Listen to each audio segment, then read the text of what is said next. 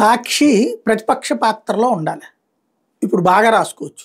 ఈనాడు జ్యోతి news సిగ్గు తెచ్చుకోవాలి. 5 ఏళ్ల పాటు ఎంత విషయం చిమ్మారు జగన్ మీద ప్రభుత్వంలో. ఒరిజినల్ వార్తలు కాదు, అన్ని కల్పిత వార్తలు. కానీ ఇక్కడ నిజమైన వార్తని కూడా ఆంధ్రజ్యోతి రాసినంత కూడా రాయలేకపోయిందంటే సిగ్గు తెచ్చుకోవాల్సిన సాక్షి. ఇక్కడ చూడండి, పత్తిపాటి పుల్లారావుకి సంబంధించి ఒక ఆరోపణ. ఆంధ్రప్రదేశ్లో సామాన్యులు బతికే పరిస్థితి లేదని అక్కడ ఎమ్మెల్యే అనుచరులు టెంట్లు వేయించి మరి తమ ఆస్తులను కబ్జా చేస్తున్నారని ప్రవాసాంధ్రుడు రావి మురళీమోహన్ ఆవేదన వ్యక్తం చేశారు. మంగళవారం హైదరాబాద్లో సోమాజిగూడ ప్రెస్ క్లబ్లో మీడియాతో మురళీమోహన్ మాట్లాడుతూ పల్నాడు జిల్లా చిలకలూరుపేటలో చెన్నై కోల్కతా మీద తమకు Sai Karthik city centre shopping mall ఉందన్నారు.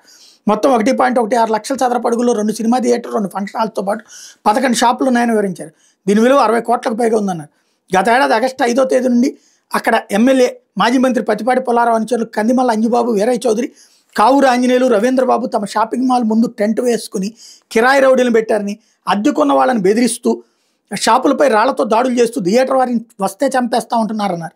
చిలకలూరుపేట పోలీస్ స్టేషన్లో ఫిర్యాదు చేస్తే సీఏ రమేష్ ఫిర్యాదు కూడా తీసుకోలేదని మురళీమోహన్ వాపోయారు. ఆయన తల్లి సామ్రాజ్యం కూడా మాట్లాడారని ఒక వార్త రాసుకొచ్చింది.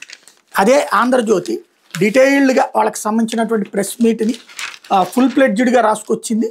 ఎంత దుర్మార్గం చేస్తున్నారు అన్నటువంటిది ఒక 3 కాలముల వార్త రాసుకొచ్చింది. అంటే కనీసం ఆంధ్రజ్యోతి ఈ విషయంలో బాధ్యత పాటించిందని చెప్పాలి.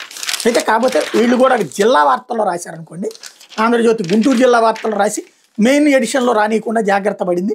బట్ ఈ స్థాయి వార్త సాక్షి రాయలేకపోయింది. ఇక్కడ మొన్ననే 150 కోట్ల రూపాయల ఆస్తి శాతవాహన కాలేజీని నొక్కేయడానికి ప్రయత్నించినటువంటి స్వయంగా ఎవరు చేసుకొచ్చింది ఆ రోజున ఆలపాటి రాజేది. ఇప్పుడు ఇది వచ్చేటప్పటికి పత్తిపాటి పుల్లారావు. మరి సాధారణ ప్రజల ఆస్తులు, ధనికులైనటువంటి వాళ్ళ ఆస్తులు, వ్యాపారవేత్తల ఆస్తులు, పారిశ్రామికవేత్తల ఆస్తులు, విద్యావేత్తల ఆస్తులు దోచుకుంటుంటే ఏమనాలా?